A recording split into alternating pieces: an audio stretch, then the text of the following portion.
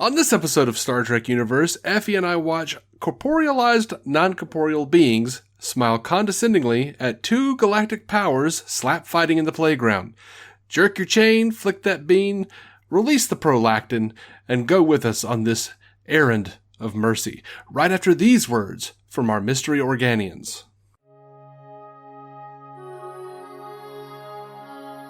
Welcome into Star Trek Universe. We are continuing our rewatch/first watch of Star Trek the Original Series. I am he who is rewatching for the umpteenth time, David C. Roberson. I am Effie, who first watches for the first time, which is fairly obvious from the first in the verb first watching. I think we got the point across. I have no idea what I'm talking about. Wow. Yeah, we're off to a great start again. So, Star Trek 127, 128 counting the cage, which we are, Errand of Mercy, written with the cynical pen of Gene L. Kuhn. Is he more cynical than the rest of them? I think so. Like, between Gene L. Kuhn and Dorothy Fontana, DC Fontana, they together, I feel, represent the Bill Finger of Star Trek. They've done a lot of these episodes we've been over, and usually I'm content with their influence. Yeah, and a lot of times they're not even credited. But yeah, and if you don't know what the Bill Finger thing is, you should. Bob Kane created Batman. He was credited with creating Batman for years and years and years and years, up until some time in the early aughts. No, it was 2015? No, 2016. It was 2015, 2016, because BVS was the first movie that had it. Yeah. I course corrected. You did. But it has been long held and proven that Bill Finger, a collaborator of Bob Kane's, made the most important aspects of Batman. Batcave, Alfred, like Robin. Joker, tiny characters. No, Joker was Jerry Robinson, they think. Oh, was that him? Yeah. Oh, I thought Finger had a hand in it. No. That's on me. But everyone says, Gene Roddenberry did Star Trek. Yeah. Yeah. A concept, yeah. But Gene L. Kuhn really built that world. This is, Federation, the Klingons, which have a first appearance here. These are core things, yeah. Bunch of different things in the Star Trek universe that he brought to life, that he created. He was the one who did a lot of world building. But one of the things he did is he made Kirk a very flawed character. Yeah.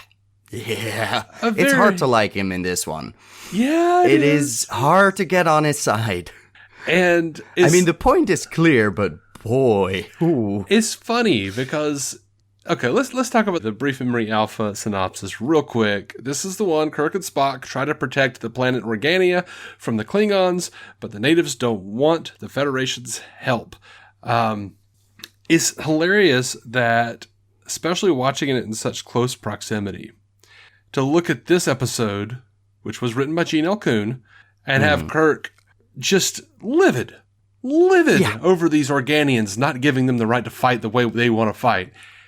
And it's very much, how dare you stop me from harming people? And it's also very much like, how dare you stop me from doing the very thing I did in A Taste of Armageddon. You make a point there. Which was also Gene L. Kuhn. So. Right. And once again here, we get this sensibility. If you look at it from one perspective, you're going to say, hey, of course the Federation is right. They're much better than the Klingon Empire. They're going to help them with all this technology. They're going to do all this stuff. They seem slightly less outright malevolent. Yeah. Yeah. We also get another Gene L. Kuhn. More of this concept, though, if you're paying attention, it's just imperialism, colonization. It's like everything Kirk is saying to these people, like, we'll give you all this new technology. All you got to do is be like us. Yeah, play by our rules. Yeah, that's the implication anyway. Yeah. And the whole time they're just sitting there smirking. It's like we won't force you, but we'll help you if you join us, which also means probably supply like men for the Starfleet and shit like that. Like, and you'd assume there is a cooperation there that involves, well, you know, we always need more people and resources and shit. Mm-hmm. So yeah, there's a mutual interest there, and we're getting more of the rhetoric. Yeah, we're getting more of the rhetoric from this side of Paradise, where Spock is like, "Yo, man, these bitches is totally stagnant.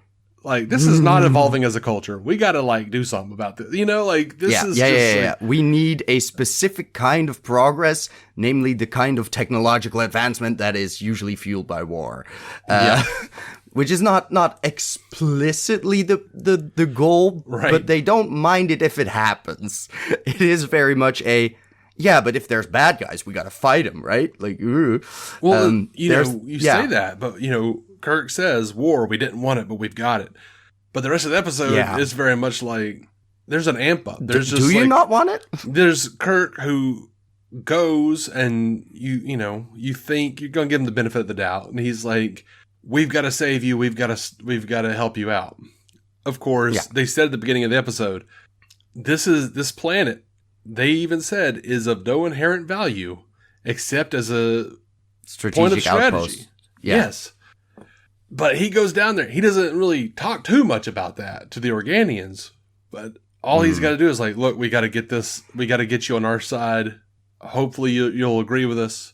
We're not going to force you. So we can protect you because, God forbid, we just protect you. And even though they end up doing the Corellia tactics for that very purpose, I guess. But it has that well, they're going to be the Nazis about it. So let us help you out. Except they don't approve of the way they want to help out, which is, you know, more violence. So it's a difficult conundrum, but it does very deliberately set up the parallel between the Klingon general and Kirk being both very much on the no, this other guy is an asshole, and what do you mean we can't fight? That's how we solve problems, god damn it. I kind of love, I actually honestly really love how much it almost really does just become like Core and Kirk teaming up and being annoyed by the Organians. Because that at the end it's like, what the fuck is your problem? By the end of it, they're both like telling the Organians, like, you disgust me. I don't pity you. You're an pacifism. Ugh. And oh my god.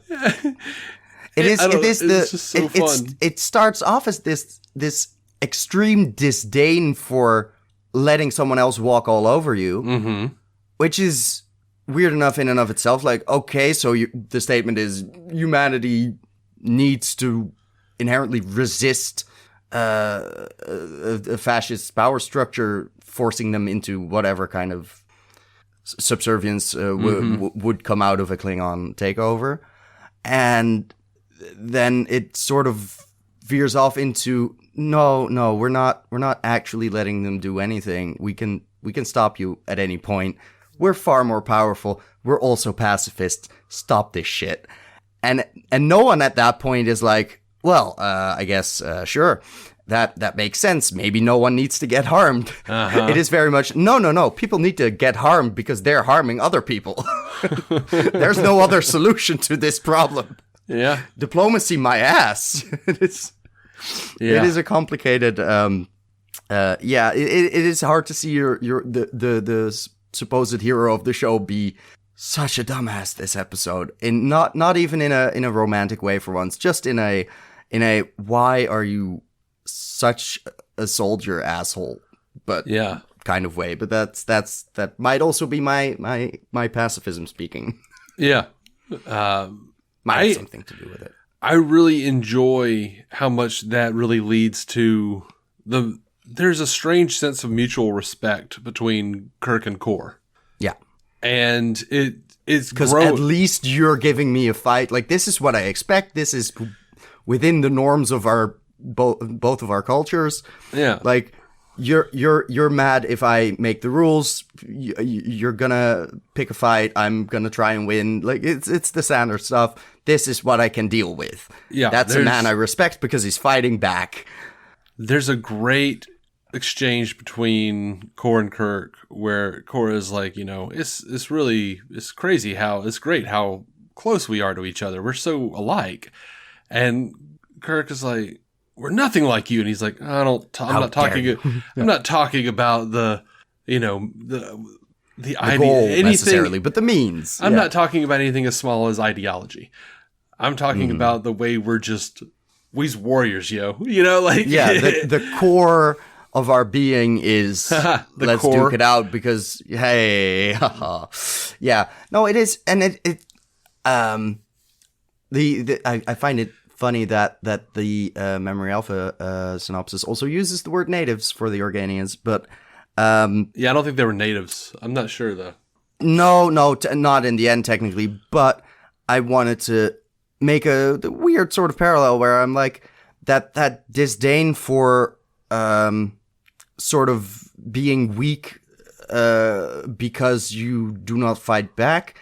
There is that sort of there is that native indigenous people kind of attitude that culturally existed throughout colonialism, where it was just give them some glass beads and shit and we'll steal their land, and like they won't get it, they won't fight back, they'll be convinced they're too peaceful at first. Hey, there is that very attitude of we're looking down on you extra because you're not immediately recognizing us as authoritarian or as invading or forces, or there's just a lack of respect for a people that is just like, we just want to do our thing here, and there's no need to be assholes about it. We'll take care of ourselves, trust us, we won't have to do what the asshole guy from the other side says.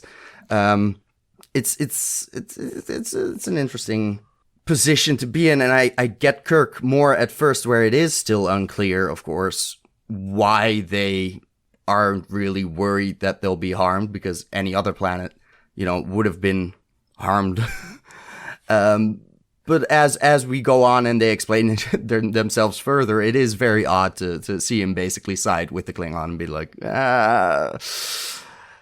what do you mean we have to negotiate because you'll just stop our armies? Like, that's rude. Let us slaughter each other. What the fuck? It's just, I can't quite go with him that far. Yeah, I mean, I can understand and agree that, like, from a very real story perspective, the Klingons are awful and they're doing some really terrible shit. So naturally, yes, we want to stop them from doing this to other worlds. So I agree with Kirk there. They're perfectly set up as shit people. This culture is clearly militaristic in a worse way because it is absolutely outright fascism. That's very obvious. Klingon, not good guys. We're not trying to humanize them. We're more trying to villainize humans. The other way around, I guess. Yeah. Which, fair enough, is slightly cynical, but I can get with it. It just sort of rubs against the Star Trek of it all, where it's like, no, we're supposed to be so evolved, my ass you are. Yeah. Which is probably what Gene Elkun was trying to get in there, but Yeah, I'm that a lot of that rhetoric about humankind being more evolved in Star Trek didn't come around until Next Generation era. Fair enough. Where Gene had had a good 20 years to no, this was totally my intention from the start. Yeah, hype himself up, listen to what fans were saying, hype himself up and think that he started it on purpose, which he did some of it, but sure. I mean, look, it was a unified Earth from the beginning. It was different there ethnicities. Is a hopeful utopia type energy in it from that very concept. Absolutely. It doesn't mean that they stuck through to every bit of we're such they great guys. There is still the colonists of it all. Yeah. And I think the original series is one of the reasons I love it is because it really did exist outside of this Roddenberry myth bubble before Roddenberry started believing his own myth. Yeah, of course, yeah. So, like as you do, the crew members are still able to actually have issues with each other. They can have conflict. They have flaws. They have feelings on matters. They have conflicts of interests. Yeah. Yeah, and Next Generation pulled hard in the opposite direction, where like the writers had to. But look, the writers were often kind of sidelined because Gene would, at least for the first couple of years, would just be like, I don't like that, and they'd have to. That can't happen in my universe. Yeah, in some of the best ways, and some of the best episodes are because of writers having that stipulation and having to be creative with the way they presented it to Gene. Mm-hmm. So nice. Yeah. And then the predecessor, Rick Berman, after Gene died, he was a stickler too. Of course. And there were other like head writer sticklers. At that point, it is, I need to literally continue this legacy. But, energy, yeah. Deep Space Nine, one of the things I love is that they were just kind of a black sheep show and they didn't pay a lot of attention to them. So they got to really dig into character flaws and conflict and sabotage and, spies and... People are allowed to suck, yeah. Yeah, you got Quislings all over the place in that place. So, yeah. And I just love seeing the systematic and gradual breakdown of Kirk's moral fiber without him even realizing it. Like, he gets respect for Kor as soon as Kor is like, good, honest hatred. Very refreshing. I know this guy. I like this. I like this. In fact, it's interesting because that line echoes the line from Space Seed where Kirk tells Marla McGivers, it's easier if you're just honest with me. Like, that's what Kirk wants. Like, efficient honesty. Let me know what's actually going on and we can deal with it as moving forward. He prefers that. The clarity of it. Yeah. Yeah. So I love that. I love Kor saying, I don't trust men who smile too much. And for good reason, because they know something you don't. Like, that's unnerving. And that's usually the idea I get when someone's just sitting there smiling at me. I'm like, what the hell is this? What do you know that I don't know? What's about to happen? Yeah. I love... That makes sense. How much they have, like, Kirk and Kor echoing each other, talking about sheep. Are you going to be a sheep, or the wolves are coming, and you're the ram amongst the sheep and whatnot. Like, I love all that. What do you hate about this episode? Because I feel like there's something that you really dislike about this episode, and I'm not. I didn't actively dislike it as I was watching it. I think I disliked Kirk and his choices. I think the thing I dislike is that he doesn't come around to a reflection on his character flaws, basically. He basically ends it still being grumpy that he couldn't punch the Klingon in the face. Even though that should have been, relatively easy, because, grabbing someone, that's hard, because their temperature has risen to, unbearable degrees. But if you punch someone, you really only make very, very short contact. So that should have been attempted. Now I'm just leading myself into the non-pacifist ways. But no, I just I feel like there is what you might classify as the cynicism of humans still also shitty, but there isn't the turnaround of anyone wanting to be better. Yeah.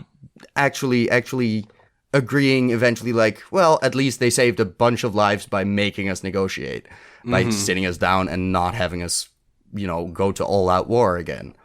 And there's just none of that. So it feels like the episode sort of lands on a, well, they're dickheads. They rigged the game, and how dare they intervene? Sort of, and it sort of stays there. I think that's really the only issue I have with it as an episode. Like, it's well written, it's fun. There's a bunch of just scenes I enjoyed. There's just at the end of the day, where I'm like, yeah, but the conundrum this poses is just, why am I rooting for these guys again? Because you're not giving me a whole lot. You're not even like I'm trying to think, what did Spock like? Did he have anything logical to add? Like, not near the end. Like, he just went along with the let's blow some shit up stuff, which is fair in that context still. But it's very much the ending where it sort of loses me in a, we're just gonna be mad at this, at these people who are so far evolved that we cannot see that they might have a point, even though the point is, you can grasp it as a human being even in this century. Yeah. And there's like one of the reasons that I think this episode is interesting is because, you even have Core and Kirk basically kind of like Core says it is always the brave ones who die, the soldiers. Kirk has already referred to himself as a soldier. Yeah.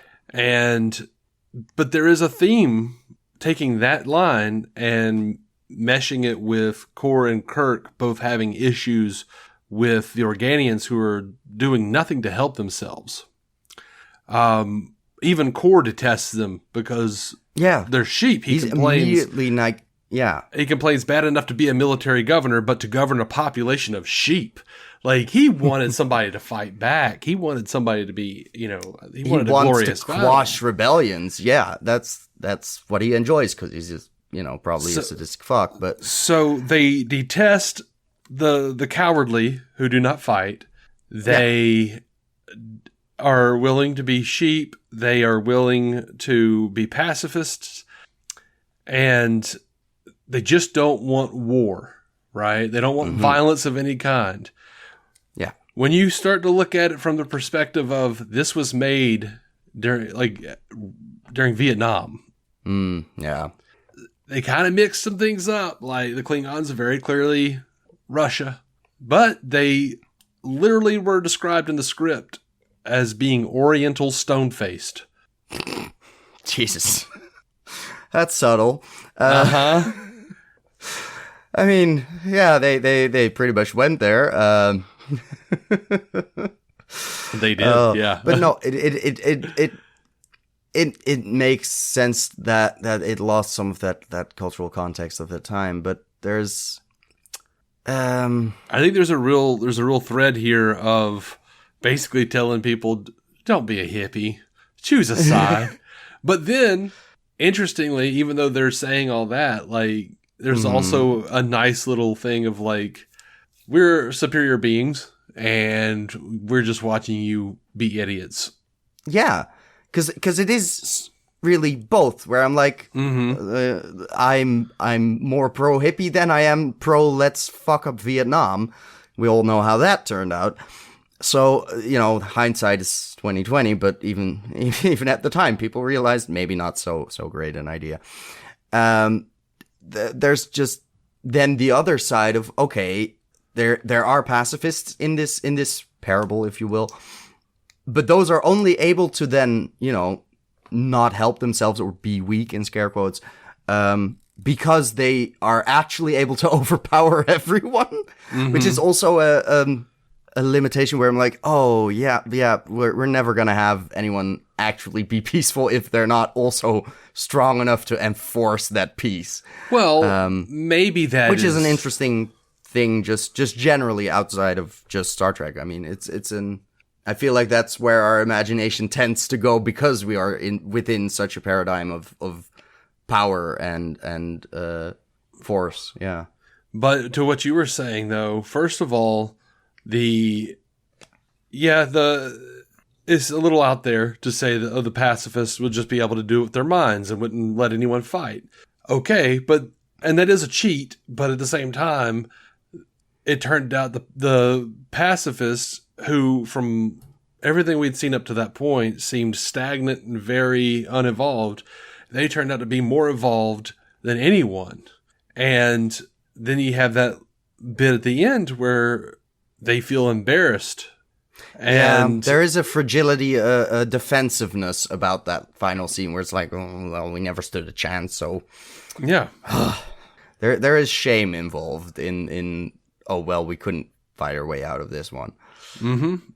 I liked it from that perspective, where it was just Yeah. like, you, to anyone just sitting and watching who don't really think about, themes and story and all this stuff, they're not necessarily going to glom onto the fact that, yes, we were representing America. Yes, we were representing a few different foreign parties.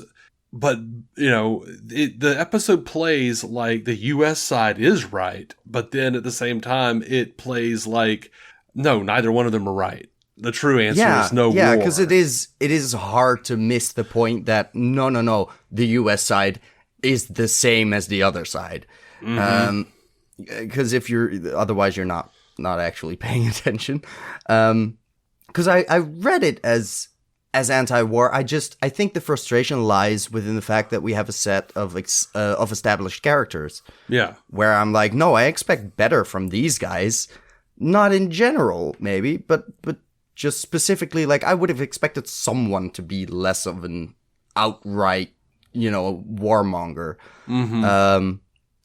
I felt it had to stretch Kirk a bit beyond what I thought he was. Maybe that's where where it rubs me.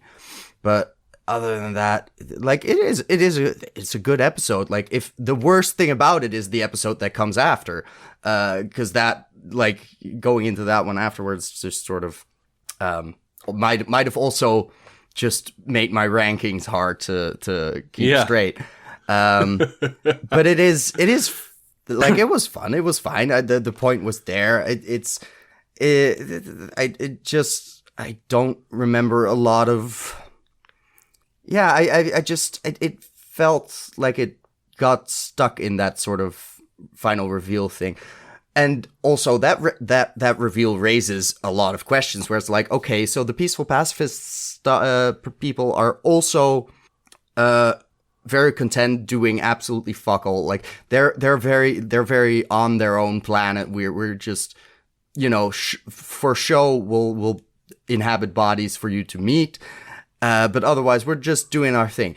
While throughout all this time, they have had the power to stop literally every war in every corner of the galaxy, and they just didn't feel the moral imperative to actually do something about all the violence out there, because on our planet it's not happening. We'll see. Until it was.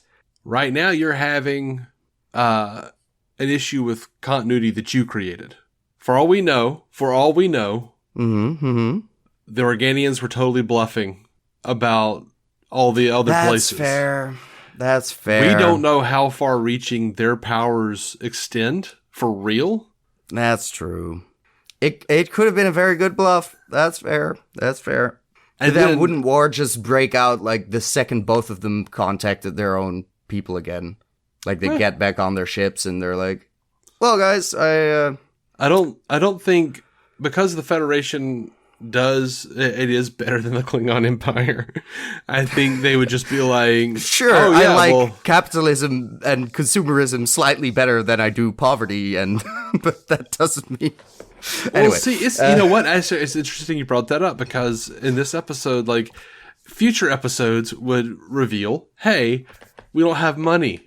We don't have money. True. Yeah, we don't. No, I was now fully going real world with it. That's on me.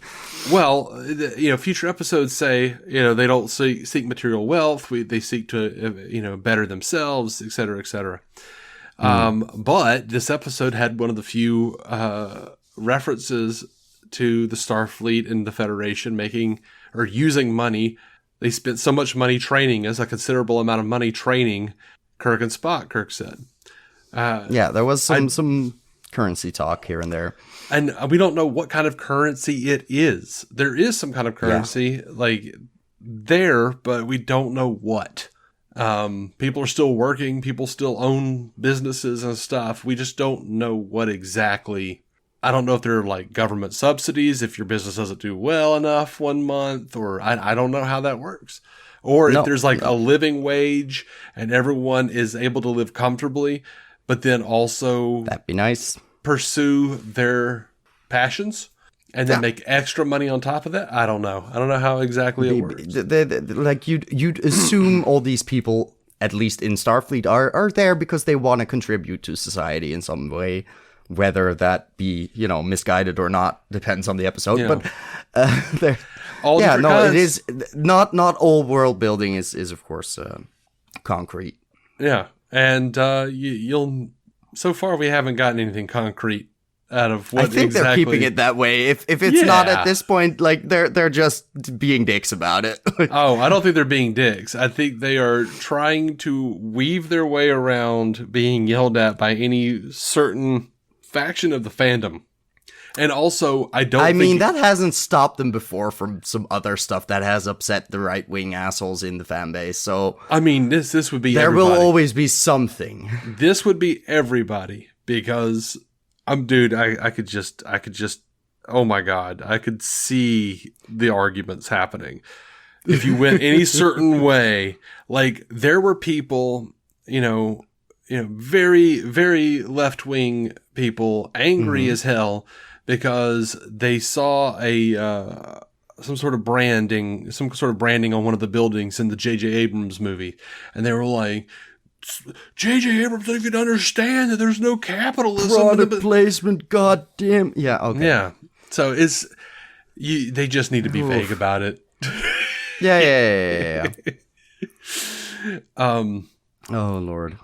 Love this line, and it's a bit of a spoiler for you, but Aelborn says to Kirk, "It is true that in the future, you and the Klingons will become fast friends. You will work together." I had forgotten that line until you... But yeah, I saw it, and then I noticed that there was a blue line in the future, and I stopped myself from clicking on it. Yeah. I mean, it's not a huge thing. It's just, in Next Generation, 100 years in the future, there's a Klingon serving as an officer on board the Enterprise. The Klingons and the Federation are allies. Now, there are plenty of other dicks out there to fight. Oh, no. That just cements the fact that they're both dicks. They have to be both dicks to work together. It's a lot of fun because, like... This is a military show after all. Shit, I got lured into a trap. Yes and no. No, I know.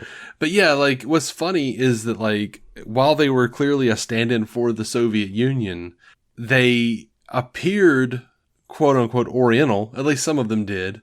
It was a weird combo of racialized features.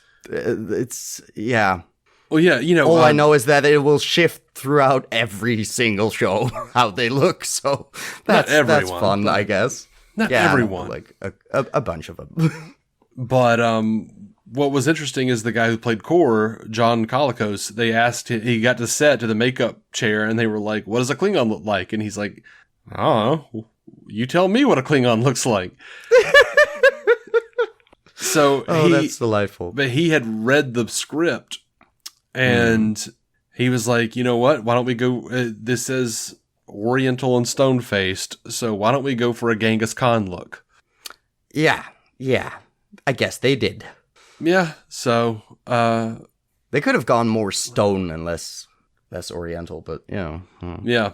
But what's interesting and what's really fun is by the end of the original series, we do start hearing more about their culture and more about honor and all this shit. So by the time we get to Next Generation, they very much... They are more closely... They are very, like... It's like Japanese samurai type stuff. Like honor and glory and all this shit. And there is an alignment, except they've gone about it in a very weird, shitty way. Which is not unlike Japan in some ways, I guess, but... Yeah, it almost feels like a retcon, because the Klingons on Next Generation will talk about, we did this, and they were glorious battles, and this is... and then, like, DS9, they actually start, like, they're willing to just be like, yeah, most of that is bullshit that the Klingons cooked up because they wanted to sing about their glory and they wanted to exaggerate shit. That makes sense. There were some screwed up things that they did back then. Yeah, that makes sense because it's war and it tends to not look pretty. Yeah, but I did, as much as they talk about glory in the future, I loved that Kirk was like, well, it looks like our war is over. And he goes, "A shame, Captain. It would have been glorious."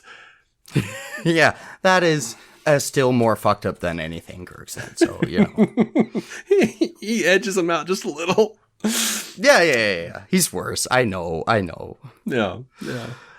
I guess, it is, because you do have in this case, even racialized alien other, where it's, that tends to be the villain. So in that sense, I'm very happy that there is an opportunity for more human conflict. Let's say character flaws on the Starfleet side.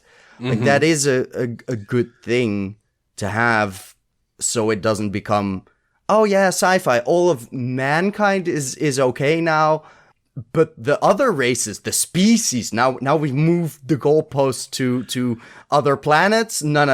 Yeah. Other continents, okay, fine. We're over that. But now everyone out there is an asshole. So I'm glad they sort of, have to also deal with that line of no, people are still people. Yeah. And also, some aliens are more asshole-ish than others. I've said asshole a lot this episode. Please don't make a counter. I won't. All right, so this episode, as we mentioned before, marks the first appearance of the Klingons.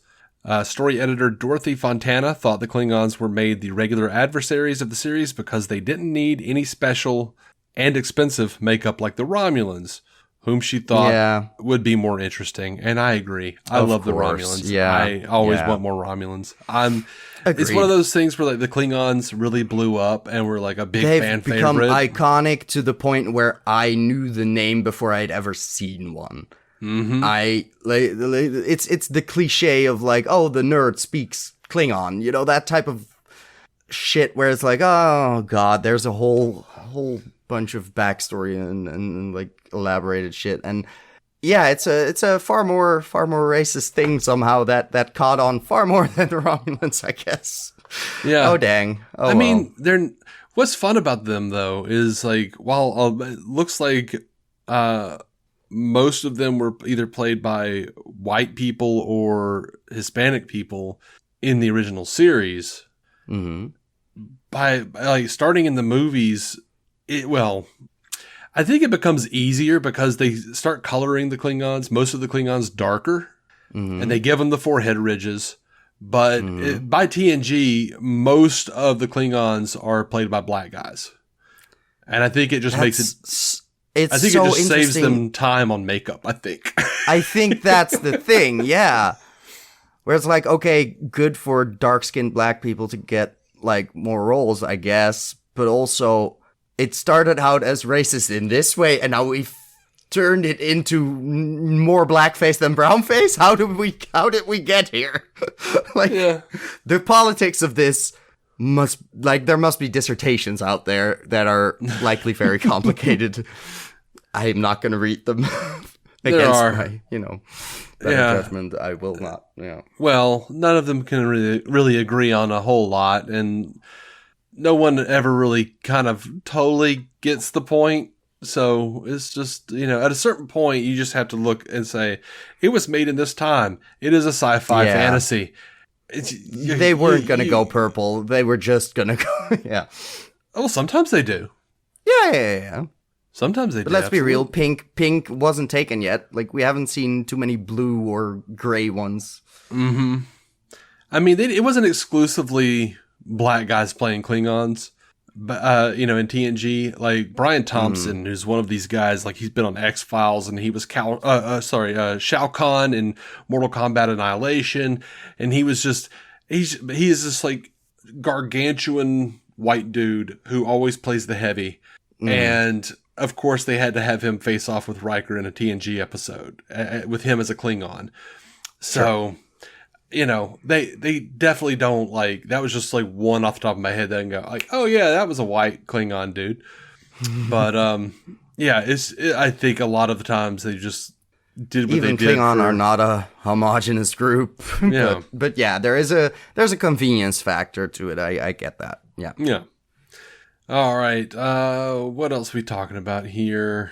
The episode title comes from The Life and Adventures of Nicholas Nickleby by Charles Dickens. It is an errand of mercy which brings me here. Pray let me discharge it. By the way, that title, Errand of Mercy, even feels like it's coming from a place of hubris from Kirk.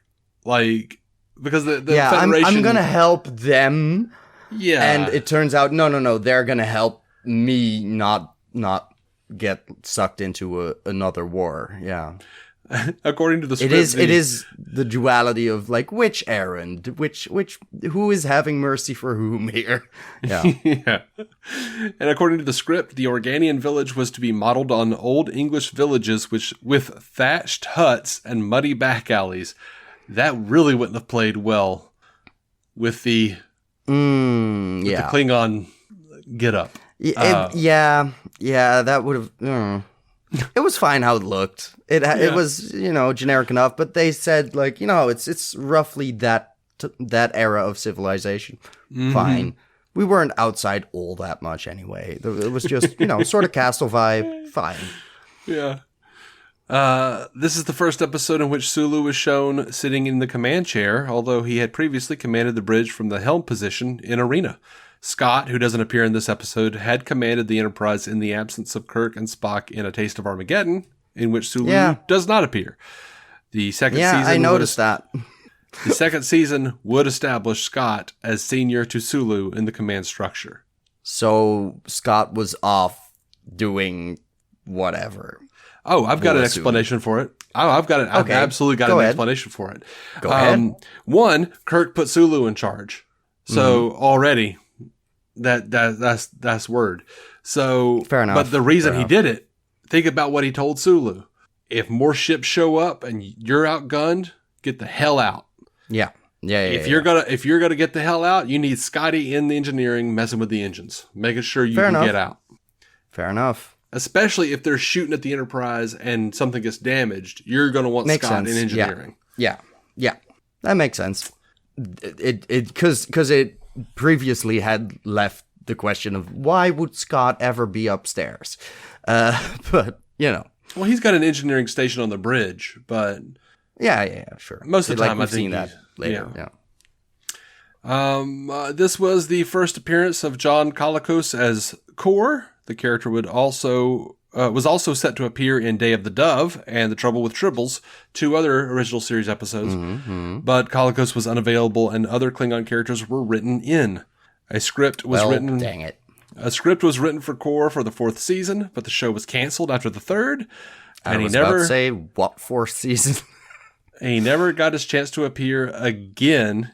The character did appear in the animated series The Time Trap, but was voiced by James Doohan. Colicos was also the person who gave the Klingons I already read that part. Did so you? I did. I did. No, okay.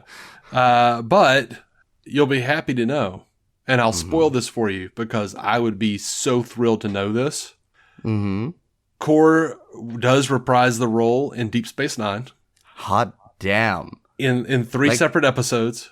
Uh-huh. And the other Klingon characters who replaced him in the subsequent TOS episodes he was supposed to be in, Kang and Koloth, they're all together on DS9. They're all together. That's great. Drinking their blood wine and telling great stories and shit. Like...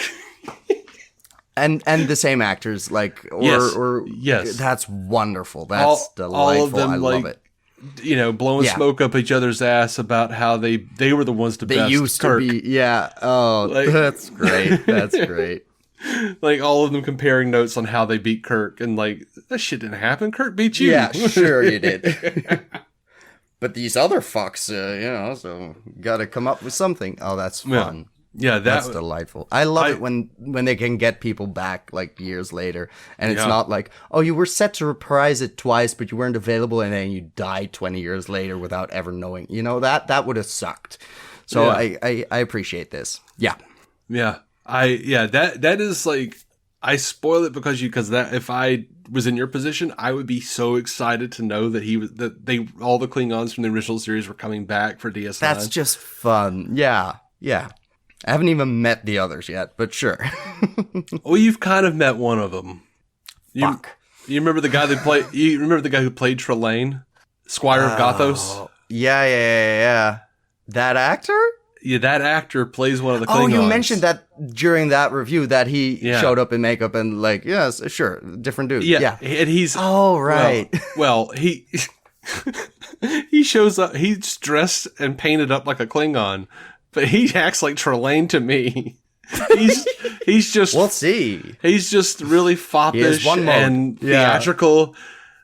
That feels less Klingon, but sure, we'll go with it. I'm looking forward to it. There's an exchange that's like, my dear Captain Kirk.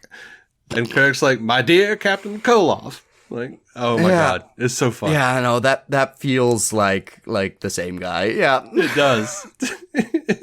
Oh, great. I have a Koloff and a Trelane figure, and I often pair them together because that makes sense. Yeah, sure. Let's see. There's the Baldric. The what now? The Baldric. The sash that Kor wore. Oh, was reused for Worf in the first season of Next Generation. They had like a 20-year-old piece of costume. They kept that. Dang. Yeah. It was somewhere. Yeah, fair enough. Cool. I'll see it when we get to it, Well, I'll imagine it. So also the buckles of the Klingon belts were pieces of bubble pack with the bubbles painted silver to resemble metal studs. That's smart. Yeah. That's one of my favorite things. I say it all the time. It's one of my favorite things about the original series is finding out like what certain props were and how they just like came from like packing material and just random shit. I would just have one Klingon in the background just popping the bubbles on his butt. There's other things like the Klingon disruptor is a thing that was in A Taste of Armageddon or just stuff like that. Sure. Things I wouldn't have noticed. It says here on Memory Alpha, and this is interesting, it appears that Kor uses texting and wireless telemetry, possibly one of the first uses of the now common wireless technology in film, TV, media. Did you notice this? Did you notice that he was like holding his like communicator, but he was like, it looked like he was texting. I did not. I did not notice that. And then he's like, it's confirmed. And you're like, oh, okay. Okay. They have screens that small. Yeah. How? Yeah. Final piece of trivia. This is the last episode in which the term Vulcanian is used to refer to Vulcans. Both Vulcanian and Vulcan are used at different points in the episode. Kor uses Vulcanian, and the Klingon lieutenant uses Vulcan, both in reference to Spock. Well, thank fuck that's over. Yeah. It's confusing. We actually have some feedback. Ooh. Can I ask one question first? Sure. Because I think I noticed a home planet for the Klingon. Okay. Somewhere in the scrolling through this article. Where do they come from? They come from Kronos. Kronos. Oh God. They couldn't keep it simple, could they? Where do Vulcans come from? Just for my information. Do we know what that planet? Yeah, exactly. Yeah. Like I need the simplicity of the fucking Krypton logic of DC. Like just it's Vulcan. Why isn't it Klingon? God damn it. Why are we Yeah. Sorry. That was just my God, why do they do this to me? You know what? I actually there's a strange combination of things that happens in Star Trek where everyone really just talks about the Klingon homeworld. I think they usually say the Klingon homeworld up until TNG, which is when they start saying it's Kronos. Yeah. Okay.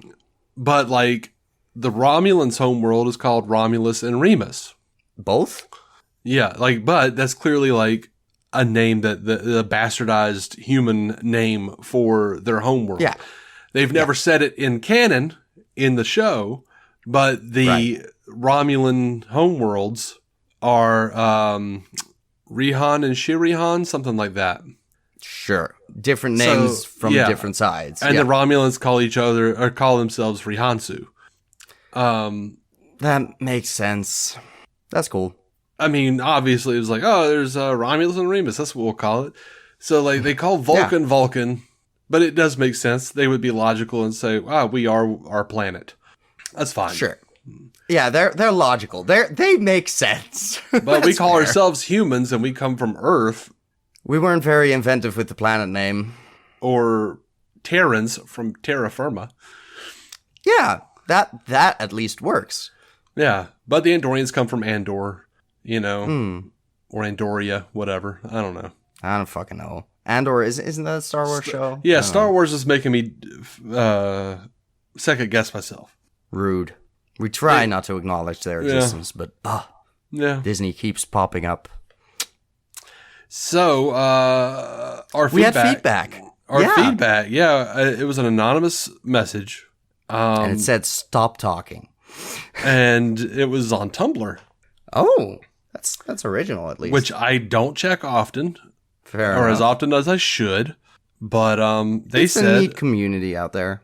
They said, I just found your podcast on Spotify. I left a comment on the Squire of Gothos episode, but I have far more thoughts on it than could fit into a measly couple hundred characters. Therefore, here's my full comment for the Squire of Gothos.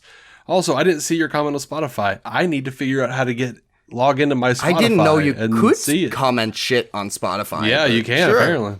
I didn't either until this. But I went and looked, and sure enough, you can leave comments. Well, dang. Let me leave some comments on our episodes. Yeah. They continue, everyone sleeps so hard on this episode compared to the next one, Arena. Sure, the Gorn is cool, and the episode has some interesting conversations about mercy and the needlessness of violence, etc., but the concept for Squire of Gothos is just awesome. The idea of an alien becoming obsessed with human life, collecting memorabilia around it, and learning everything he can about it, in the same way that humans can become obsessed with specific topics, countries, or time periods, and may collect memorabilia related to that period. My brother studies ancient history and loves 4th to 6th century AD Egypt. Cool. This episode was peak. Quote, aliens aren't that different from humans, really, and I love it.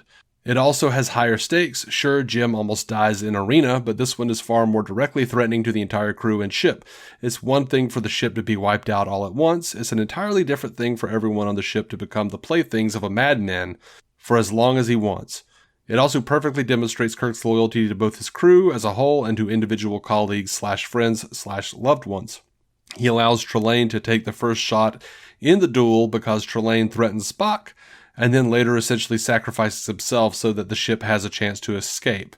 The ending is both funny and classic Star Trek. Turns out the threat was really super genius aliens manipulating us, and is foreshadowed really well throughout the episode. After watching it the first time, viewers can notice the points where Trelane does act childlike or words things in the way that children would. He throws tantrums, he dresses up as a judge and says random court-sounding words. He speaks random German and French words when he finds out that certain crew members have ancestors from those countries, just like a child would when getting upset or playing judge or finding out about people from other countries. It's my game and my rules is literally a spoiled child talking. There's also the sociopolitical commentary. Sure, it's not as heavy-hitting as in some other episodes, but Spock's infamous "I object to you, I object to intelligence without discipline" response to Trelane ordering him about is a great demonstration and clearly shows where the portrayed good guys here stand. Additionally, Trelane is a great villain, and it's because he's just doing all of this for fun. He can't even get angry without seeing it as a game, and that's exactly what makes him scarier. His childish mood swings and lack of foresight mean he fundamentally does not care and sees the humans as disposable toys, which is worse, in my opinion, than if he were actively malicious. Active malice has reasoning, incorrect reasoning, but reasoning nonetheless. There's no reasoning with Trelane, and this is displayed time and time again when the crew try to negotiate with him. You can't win because there's no competition. I could almost definitely say more about this, and I will almost certainly click ask and then immediately remember more things I want to talk about with this episode, but I'll leave it there to save your inbox. This is my favorite TOS episode and one of my favorite Star Trek episodes overall, and I wish people spoke about it more and made more fan art of Trelane and wrote more about him in this episode because, Valid. I love that someone is just that into one of the more random episodes in there. Yeah, that's cool. And Yeah. it makes total sense for Trelane to be like this kid having his obsession with Roman times, like that vibe, you know. There's like a phase dinosaurs is a thing you go through, and then there's Roman Empire shit, and then, you know, type of young boy shit. And I that is a delightful comparison where it's like, yeah, that makes sense for him to just be like, ooh, these humans, weirdos. Let's see what they did back in the day. Yeah. I will say I like the comparison to Arena is funny because apparently our episode hadn't come out yet because it's the next one, right? So yeah, I'm guessing if that person listened to that one, like we're not that high on Arena. Like, I did see I a would comment. put Squire of Gothos above that, sure. I did see a comment one time where someone said Trelane is autistic as fuck. I mean, that's fair. That has something to do with it. And the parents are clearly ill-equipped to handle a neurodivergent child. Yeah. This became too real suddenly. Right. Boy. I think that's going to do it for this episode. Do you agree? Yeah, sure. Seems like it. Right. All right. Well, next week we talk about one of the very best episodes of Star Trek ever made. Kirk travels through time and finds him some John. It's the city on the edge of forever. Every time you rhyme. God damn it. I hope you will join us. Until then, Qapla', Joe Lontrue, live long, prosper. Plank on a clit and eat a dick, people. Thank you for listening to the Star Trek Universe Podcast, a Stranded Panda production. If you'd like to hear more from David C. Roberson, check out the DC On Screen podcast or maladjusted.tv for his web videos. If you'd like to hear more from Matthew Carroll, check out the Marvel Cinematic Universe podcast or listen to his music. Just search for Matthew Carroll anywhere you get music.